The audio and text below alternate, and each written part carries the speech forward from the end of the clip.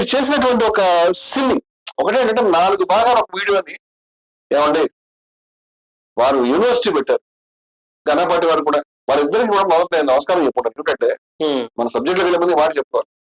ఏదో మంచి పని చేద్దాం చేస్తారు, వాళ్ళేం తప్ప పని మనకి ఏదో వేదానికి ఏదో ప్రూవ్ చేద్దాము యూనివర్సిటీ పెట్టని వారు ప్రయత్నం చేస్తున్నారు. ఘనపాటిగా చదువుకోవడం వేదం నేర్చుకోవడం చిన్న విషయం కాదు. ఖచ్చితంగా వారి జీవితాన్ని దానికి అంకితం చేసి దానికి డెడికేటెడ్ గా ఉండి ఆ సబ్జెక్ట్ లోకి వెళ్ళి చేస్తున్నారు తప్పితే వాళ్ళ మీద నాకేం, వాళ్ళ కృషి మీద, వాళ్ళ గురువుల మీద, వాళ్ళ సబ్జెక్టుల మీద వాళ్ళు చేస్తున్నారు నాకేం చిన్న అభిప్రాయం. నేను వాళ్ళని అవమానించే ఉద్దేశం ఉంది. కానీ మీరు 1/4, 2/4, 3/4, 4/4 మీరు పెట్టారండి. పెట్టాను 1/4 పెడితే అప్పుడు 4 భాగాల్లో మొదటి భాగం 3 భాగం. అవును, మీరు కొంచెం వెయిట్ చేస్తే బాగుండదు. 4 మనం ఒకసారి రికార్డ్ చేస్తాము, అంత లెంగ్తీ చూడలేరు అనే అభిప్రాయంతో దాన్ని డివైడ్ చేసి మీరు పెట్టారు. ఏం గొప్పలు మునిగిపోయాడు దానికి. అది పెట్టంగానే వెంటనే యుద్ధంలో దిగి అక్కడ మనం మన డ్రెస్ కానీ అటైర్ కానీ అక్కడ ఉన్న వాతావరణం కానీ చూస్తే ఒకసారి చేస్తారు ఎవరైనా చెప్పేస్తారు. సరే వాళ్ళు కన్ఫ్యూజ్ అయ్యారు. సరే దాన్ని నేను పెద్ద తప్పు ఏం పట్టలేదు, కానీ వాళ్ళు తీసుకున్న సబ్జెక్టులు ఏంటి, సబ్జెక్టు అనేది ఉంటే సబ్జెక్ట్ మీద మాట్లాడతారు. ఇప్పుడు వాళ్ళు తీసుకున్నది వారు ఒక మాట మొట్టమొదట వారు చేసినటువంటి ఒక వీడియోలో వేదాన్ని అవమానపరచకండి రమణమూర్తి గారు, అవమానపరచకండి రమణమూర్తి గారు అనడంలో తప్పేం లేదు కదా. ఇంకొంచెం ముందుకెళ్ళాడు. అమ్మాయిలు ఏంటంటే ఘనపాటి కాదు ఘనపాఠి, ఘనపాటి అన్నాడు. సరే ఘనపాటి విడదీస్తే ఘనపాటి, దగ్గరకు వస్తే ఘనపాటి, సౌందర్య సంతృప్తి ఘనపాటి అవుతుంది. నాకు చిన్న భాష తప్పుడు దిద్దుకుంటాం దానికి అభ్యర్థి. మీరు దాని తర్వాత కరెక్షన్ కూడా చేశారు నాకు తెలిసి. ఇది అంత పెద్ద సబ్జెక్ట్ అండి మాట్లాడడానికి. అంటే అక్షర దోషాలు అనేవి తప్ప ఇంకేం లేదా. ఆయన మొత్తం వీడియోతో 2 విషయాలు మాట్లాడు. ఆ వీడియో చూడండి, 57 minutes పైన 1 hour వీడియో. ఆ 1 hour వీడియోలో ఒక అర్ధగంట అంతా ఘనపాటి కాదు ఘనపాటి, మళ్ళీ నవ్వుతాడు, ఆయన ఎక్కిరించినట్టుగా చేస్తాడు, హాయ్ కాదండి అంటాడు, మళ్ళీ గౌరవించినట్టే పెద్ద అని చెప్తున్నారు. మరో పక్క ఏమంటాడంటే కత్తిని కోసి ఏంటంటే ఆ పద్యంలో కత్తిని కోస్తారా ఎవరైనా, అది ఇదో పెద్ద సబ్జెక్ట్ అయినట్టు భాష మీద లేదండి. భాష ఘనపాటి టీ టకారము, ఇది ఒత్తుట ఉండాలి. సుందరం గారు ఘనపాటి టకారం ఒత్తుట, మామూలు టకారం రాస్తే కాదండి, తప్పు అవుతుందండి. అలా రాయకండి. ఇది మీ విజయ విహార రమణమూర్తికి వారికి అది కూడా తెలియదండి. పాఠి ఇక్కడ ఈ సెంటెన్స్ చూడండి, ఒక్కడు కత్తిని గోసి మాంసమున్. ఏమండి ఇక్కడ కత్తిని గోసి అని ఉన్నప్పుడు మీకు బుర్ర పనిచేయలేదా స్వామి? రమణమూర్తి గారు కత్తిని కోసి ఏంటండి? కత్తిని ఎవడన్నా కోస్తాడా అండి? కత్తిని కోసి, కత్తితో కోసి ఉండాలండి. కత్తిని కోసి అంటే ఇది ద్వితీయ విభక్తి, కత్తితో కోసి ఇది తృతీయ విభక్తి. సో సాధన కరణాన్ని తీసుకున్నారా మీరు, కరణంగా తీసుకున్నారా లేదా కర్మ కింద తీసుకున్నారా? కత్తిని ఎవడన్నా కోస్తాడా అండి? కత్తిని కోస్తే మాంసం వస్తుందా అండి? ఏమని అర్థం? కత్తిని కోసి అసలు ఎంత భూతండి అది, అవునా? సో మీకు ఛందస్సు సరిపోవట్లేదు కాబట్టి నీ పెట్టాను అది పెట్టాను అంటే కుదరదండి. ఇక్కడ విశేషం ఏంటంటే కత్తితో కోసి అని ఉండాలి, అవునా కాదా? ఇక్కడ చూడండి మీరు, ఇక్కడ రక్తమంతయున్ దక్కక కృమ్మరించు, చక్కగా రక్తాన్ని కుమ్మరించాడని చెప్పి రాశాడు. పోనీ అంతవరకు అది ఆ సెంటెన్సెస్ తెలుగులో సెంటెన్సు సరిపోయింది అక్కడికి. మరి ఒకడు మరి బాగుంది చూసారా? యొక్కండు ఇదన్నమాట అర్థసున్నా అనమాట. కత్తిని కోసి, కత్తిని కోయటం ఏంటండి బాబు? ఇది ప్రపంచంలో ఇంత దుర్మార్గం ఉంటుందా? కత్తిని కోసి మాంసమున్. అసలు రమణమూర్తి గారు మీరు చదివేటప్పుడు కనీసం మీకన్నా బుర్ర పనిచేయలేదా అండి? ఇప్పుడు కత్తిని ఎవరన్నా కోస్తాడా అండి? ఏమన్నా బుర్ర ఉందా అసలు? కత్తిని ఎవరికి వస్తాడు? కత్తిని కోస్తే మాంసం ఎందుకు వస్తుందండి బయటికి? కత్తిని కోస్తే రెండు ముక్కలు అవుతుంది. సో మీరు అతను రాశాడు, మీరు చదివేశారు, అయిపోయింది అంటే కుదరదండి రమణమూర్తి గారు, అలా కుదరదు. నేను ఇంకా చూసాను, ఆయన భాష మీద ఆయన చాలా ఇంట్రెస్ట్ ఉంది, అందుకని తులసి కూడా ఊయబెట్టాడు తెలుగు భాష నేర్చుకోవాలి. ఇప్పుడు ఇప్పుడు ఒక్కసారండి నేనే ఏమంటే సబ్జెక్ట్ మీరు మాట్లాడకుండా తెలుగు భాషలో ఒక వీడియో మనకి ఒక యూట్యూబ్ ఛానల్ రావాలి ఎంతమంది దాన్ని ఆపరేట్ చేస్తారు. ఒక్కొక్కసారి పొరపాట్లు జరగవు, మనం అడ్మిట్ చేస్తాం దాంట్లో స్పెల్లింగ్ మిస్టేక్స్ ఉన్నాయి, సరి చేసుకున్నా కూడా. ఇప్పుడు దాన్ని కూర్చుని వీడియో చేయాల్సినంత అవసరం ఉంటాయి. అసలు కంటెంట్ మీద సబ్జెక్ట్ మీద మాట్లాడాలి కదా. అసలు వేదాలు అనేది మీరు తప్పుడు సాక్ష్యాలు మీకు ముందు పెట్టిన తర్వాత ఇప్పటిదాకా మాట్లాడలేదు, చేస్తాం సీరియల్స్ చేస్తామని అక్కడ ఆగిపోయారు. ఒకసారి నేను కొన్ని మీకు దృశ్యాలు చూపిస్తానండి, మీరు చూడాలి ఈ విషయం తప్పనిసరిగా మన వీక్షకులు కూడా చూడాలి. నిజంగానే వేదానికి సంబంధించి తప్పుడు భాషనే మనం చెప్పింటే మాట్లాడండి, వాళ్ళు ఆధారాలతో చూపించాలి. స్పెల్లింగ్ ఒకటే కదా. ఇంకోటి ఏంటంటే ఉచ్చారణ ఎక్కించి రెండు ఉచ్చారణ ఆయన పితర దాని మీద చాలాసేపు అది ఫస్ట్ అదే చేశాడు. ఈ తమిళనాడు పెట్టడానికి గోదావరి పెట్టారు, గోదావరి క్వశ్చన్ మార్కు లేకపోతే దానికి ఏదో రాసి పెడుతున్నారు కదా, అట్లా పెడతారా ఇట్లా పెడతారా అని కూడా వాళ్ళు చేశారు. ఇప్పుడు ఇది చూడండి,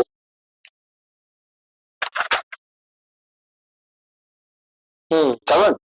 ఋషులు కృత్రిమ మేధస్సు కాదండి, మేధస్సు అంటే అర్థం మారిపోతుంది, అది తమిళ రైట్. ఓకే ఓకే మిస్టేక్ ఉంది. ఇలాంటి దరిద్రపు వీడియో ఇలా కూర్చుని మనం చేసుకుని అవతల తమిళ స్వీకరించే ఉద్దేశం నాకు లేదు. కానీ ఆయన దిగిపోయాడు, అదే రిపీట్ అయ్యారు అని చెప్పి తప్పనిసరిగా చేస్తున్నారు. ఇది చూడండి, మీరే చెప్పండి. కృత్రిమ మేధస్సు ఏమంటే వెంకట చాగంటి గారు మేధస్సు అంటారా? మేధస్సు అంటే అర్థం వస్తుంది తెలుసా? రైట్, ఇది ఒకసారి చూడండి. వీర రాఘవయ్య గారి రాఘవయ్య కాదండి, రాఘవయ్య. ఓకే ఓకే ఓకే రెండో ఓకే ఓకే రాఘవయ్య ఓకే కాదండి. ఓకే మరి ఘనాపాటి మీద నవ్వుతూ చపలు కొడుతూ ఎక్కిరిస్తూ దండాలు పెడుతూ రకరకాల విన్యాసాలు చేస్తూ మీరు చేసే ముందు ఇది ఒకసారి చూడండి. కొంచెం బాధ, కొంచెం నొప్పి ఆరోగ్యానికి మంచిది. బాధ కింద బాధ అంటారా బాధ అంటారు? బాధ బాధ అంటారు బాధ అంటారు. బాధ కింద జట ఉండవు. బాధ కాదండి, బాధ అని ఒక అర్థం వీడియో చేద్దాం మనం దీని మీద. అవును, ఇది ఒకసారి చెప్పండి. వేదాలు వేమన పద్యాలని సమర్థిస్తుందా? వేదాలు అంటే ప్లోరల్ కదా, సమర్థిస్తాయా? సమర్థిస్తాయా లేకపోతే వేదాలు సమర్థిస్తున్నాయని ఉండాలి. ఇది రాధా భాష అంటే ఏం చెప్తారు అంటే ఇచ్చేసాడు ఆయన అలాంటివన్నీ అని చెప్పి ఆయనకి మన భాష ఘనాపాటి ఒక వారి భాషలో చెప్దామనే ప్రయత్నం చేస్తాను. ఇది ఒకసారి చూడండి. సోమరసం అంటే మాధ్యమ. నేను కూడా చెప్పండి, మాధ్యమ కాదండి, మాధ్యమం లేదండి జగంటి గారు, మధ్యమాన్ని పెట్టండి మీరు అని చేయాలి. నేను మాధ్యమాన్ని పెట్టాడు. ఏమిటిది? మధ్యమా అని పెట్టాలి. ఇప్పుడు నేను ఒక ప్రశ్న అడుగుతానండి, అంటే ఇప్పుడు వారు పెద్దవారు, వారికి ఎవరో వారి భాషలో చెప్పాలంటే శిష్యులు లేకపోతే వారి ఎవరైనా తమిళం చేసేవారు వేరే వారు ఉంటారు, జరుగుతాయి. దాని మీద మాట్లాడతాం అసలు. ఇప్పుడు ఘనాపాటి కత్తిని కోసం ఇదే కదా సబ్జెక్ట్ మాట్లాడింది ఆయన.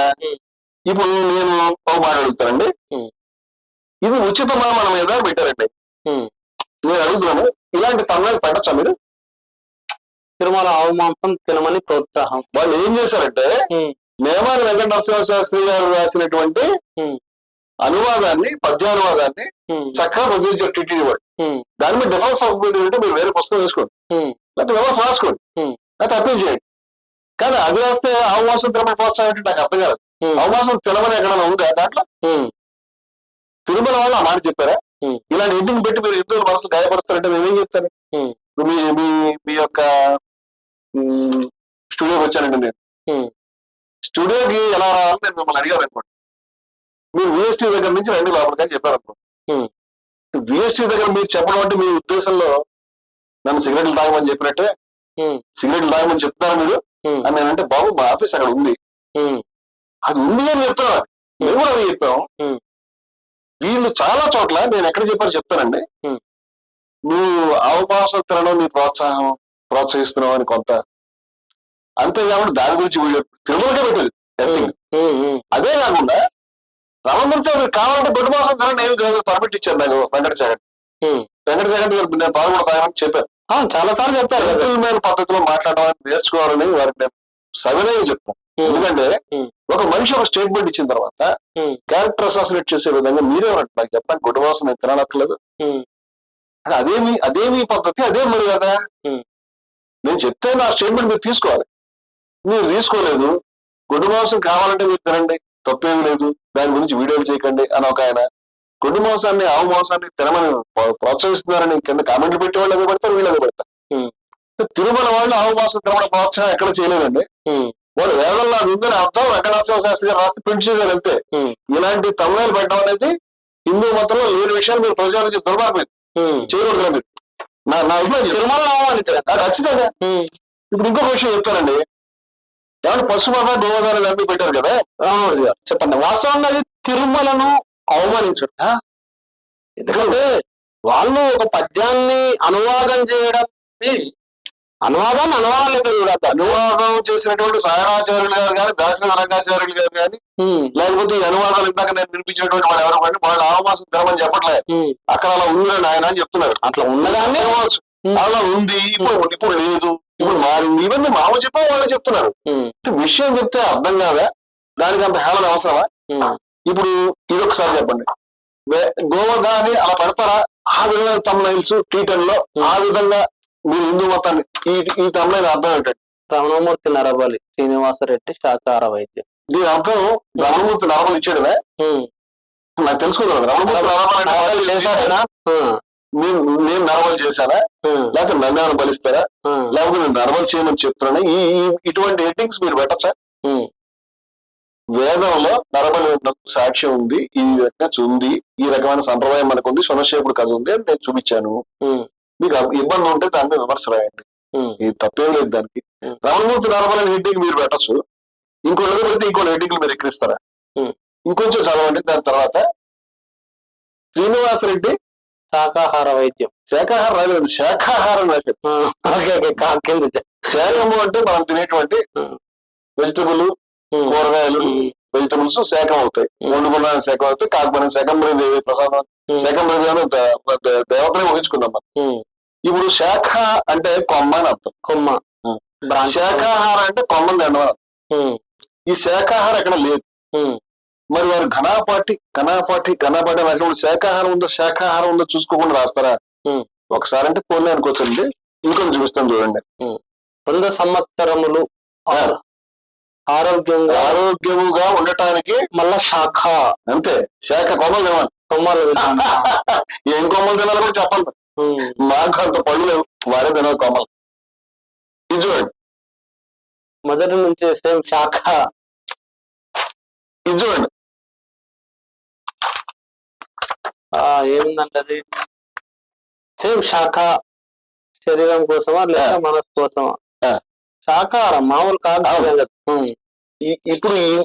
ఇప్పుడు మనం గురువుల దగ్గర తన నలుపేరు కదా అన్నట్టుగా ముట్టుకుంటే మీ ఛానల్ నిండా వచ్చాడు తప్పులు ఉంటాయి.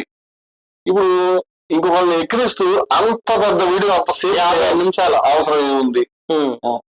మీరు నీకు సంస్కృతం రాదండి, నీకు రాదు, తెలుగు రాదండి. సంస్కృతం వస్తే చెప్పారు, అది చెప్పారు అప్పుడు ఫస్ట్ నేను. ఇప్పుడు ఈయన తెలుగే రాదు అన్న ఉద్దేశం. ఒకసారి వాడి వీడియో ఓపెన్ చేయండి, నేను చెప్తాను ఒకటి.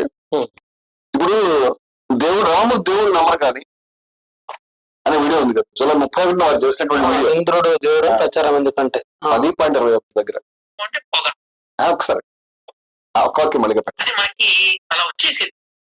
ఏమిటో ఏమొచ్చేసిందండి? ధూమరపానము అంటాం. అబ్బా, ధూమరం అంటే పొగ. ధూమరం అంటే పొగ. పొగ పానం చేయడం, తాగటము. అలసి చెప్పండి, అంత మనం వెళ్ళాం కానీ దోమరం అనేటువంటి పదం లేదండి. వాడు దోమం అంటారు దాన్ని. దోమం అన్న తెలుగులో ఉన్నటువంటి దోమం, సంస్కృతంలో కూడా దోమమే. దోమం అంటే పొగ. దోమరం అనే పదానికి వేరే అర్థం ఉంది, అది కూడా ఇక్కడ మన భాషలో కాదు. దానికి ఏదో కలర్ అనే అర్థం ఉంది, పొగ అనే అర్థం లేదు. ఇప్పుడు దోమము, దోమకేతు, దోమ అనేటువంటి శబ్దం విపరీతంగా వస్తుంది. మీరు నడుపుతున్నదేమో సంస్కృత, దాన్ని ఏమంటారు, వేద సైన్సెస్ కి సంబంధించింది. మీకు తెలుగు చదవడం రాదు అంటే మీకు అంత బాధగా ఉంటుంది. ఇలాంటి దరిద్ర పని నేను ఎప్పుడు చేయను. అంటే వీళ్ళని వెతికి నువ్వు ఈ తప్పు చెప్పు, ఈ తప్పు చెప్పావు, తప్పు ఇప్పుడు నేను కూడా చెప్పొచ్చు, మీరు కూడా చెప్పొచ్చు, దిద్దుకుంటాం. కానీ అవతల వాళ్ళని ఈ 2 పదాల మీద ఎక్కించడానికి అంత వీడియో చేసిన తర్వాత గంట వీడియో, కత్తిని కోసి అని ఒకటేమో, తర్వాత కత్తిని కోసి అన్నిసార్లు అంత ఇక అన్ని చేష్టల మీకు అది ఔచిత్యంగా లేదండి. మీరు చేసిన విధానం వెంకట నరసింహ శాస్త్రి గారు కత్తిని కోసి ఏంటండి, కత్తిని కోస్తే 2 ముక్కలు అవుతుంది. కత్తిని కోసి చంటి పిల్లలుగా పనిచేయించినా సరే కత్తిని కోసి కత్తితో కోసి అనే అర్థం వస్తుంది. ఒకవేళ నీ తీసి తోపెడితే ఏం మారిపోతుంది. ఒకవేళ ఉందనుకోండి, ఒకవేళ అలాగే మీకు చేతనైతే మీరు దానికి అర్థం ఏముంది, చేదన సాధనం అని నా సాయణాచార్యులు గారు చెప్పారంటే స్పష్టంగా కత్తి అనే పదాన్ని దానికి ఈ విధంగా వివరించారని నేను వారి శబ్దాన్ని కూడా సాయణాచార్యులు గారు తీసి చూపించాను. అది చేయకుండా కత్తిని కోసి అంటే సబ్జెక్ట్ ను మాట్లాడకుండా వారు వాడే శబ్దాలు మీరు లెంగ్త్ అవుతారు, బుర్రతో పనిచేస్తుందా మీకు కూడా పని చేయట్లేదు ఇలాంటి మాట్లాడేవాడు. ఏది ఈ దోమ ఘనపాటి మీదను ఘనపాటి మీదను తర్వాత కత్తిని కోసిన దాని మీద మొత్తం జరుగుతుంది. ఏమైనా ఉందా అసలు అలాంటి విషయాలు వీడియో చేస్తావా? సబ్జెక్ట్ మాట్లాడచ్చు, చాలా అవసరంగా ప్రేక్షకులకి ఇది పని చేయడం మనకు అవసరం. మనకు చెత్తనే అవసరంగా మన ఎపిసోడ్లలో అత్యంత చేయకూడదు.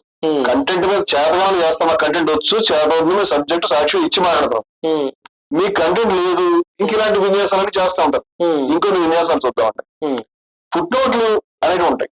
ఫుట్ నోట్ ఉంటుంది, ప్రతి పుస్తకానికి ఉంటుంది.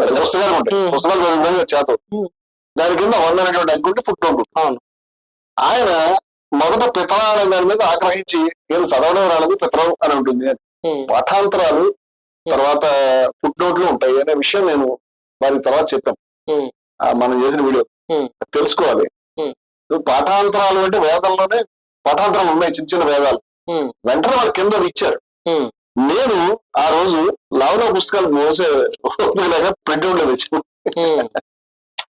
అని ఇప్పుడు ఈ రోజు కూడా భారీగా వచ్చినాయి, కానీ కేవలం ఒక మంత్రానికి 80 మంత్రాలను చూపించాలంటే చాలా పెద్ద ఎగ్జిబిషన్. ఇప్పుడు దీనికి మనం ఆ రోజు ఈ యొక్క నియమాన్ని ఒక్కడు గోవు నుండి కడు నొప్పిగా వచ్చాడు రక్తమంతా ఉంది అనేటువంటి దాన్ని చేసినప్పుడు దానికి ఈ 1 అనేది ఉన్నది, 10 అనేది ఇక్కడ పితర అనేటువంటిది దాంట్లో వారు చూపించారు అనేటువంటి విషయాన్ని ఆ రోజు నేను చూపించాను. దాన్ని ఫోకస్ చేయించాను. అవునవును, ఒకసారి చూపించండి అని చెప్పేసి ఫోకస్ చేయించాను. ఫోకస్ చేయించిన తర్వాత అవి ఇవన్నీ దొరుకుతాయండి. ఇప్పుడు దాని మీద మనం చెప్పిన తర్వాత ఘనపాటి గారు వారు నేను ఇక మన వాళ్ళ సమయాన్ని ఎక్కువ తినకూడదని నేను ప్లే చేయకుండా చెప్తాము. వాళ్ళు కావాలంటే చెక్ చేసుకోవచ్చు, కావాలంటే నిమిషాలు కూడా చెప్తాను నేను. ఈ పితరా చర్చ అయిన తర్వాత ఆయన 13.20 దగ్గర వేదాన్ని అవమానపరచకండి రామమూర్తి గారు ఆయన చేసిన వీడియోలో ఘనపాటి గారు చాగంటి గారా ఘనపాటి గారా దాన్ని ఘనపాటి గారు ఓకే అండి వారు కూడా అన్నారు.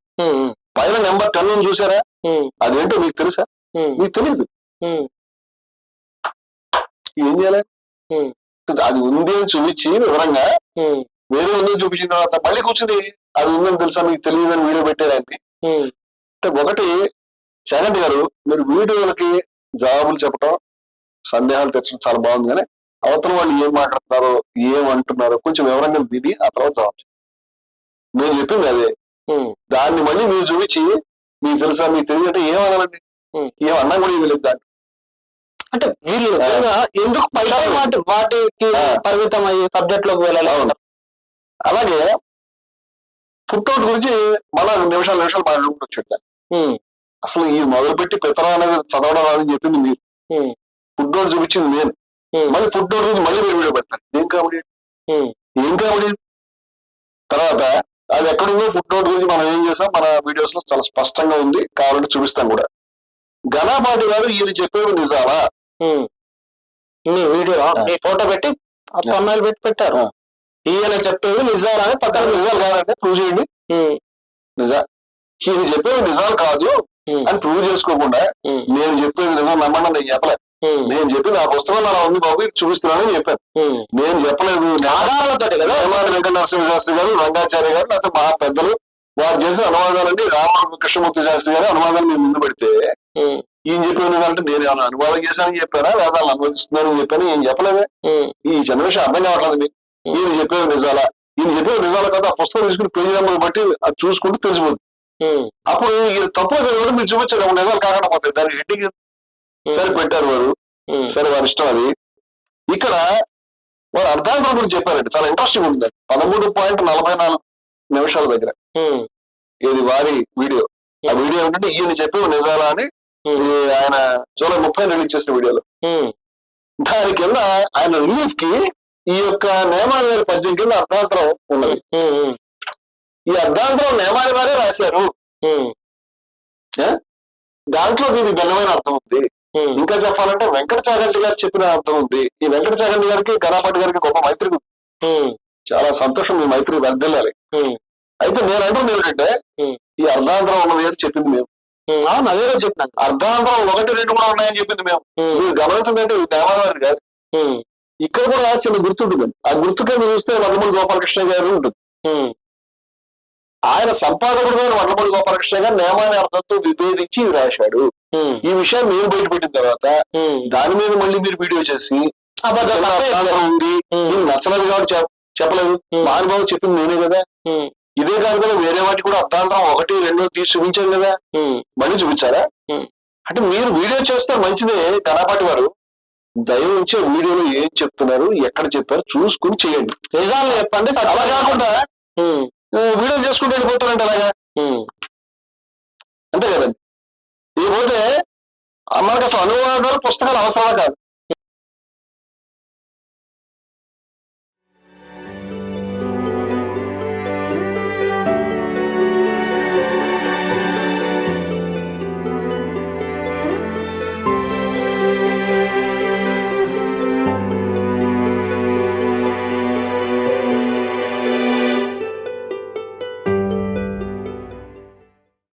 మీ ఆలోచనల్ని మరింత సంపద్వంతం చేయగల ఈ పుస్తకాల్ని మీరు చదివారా? ప్రతులకు జై భారత పబ్లికేషన్స్ 9848030089.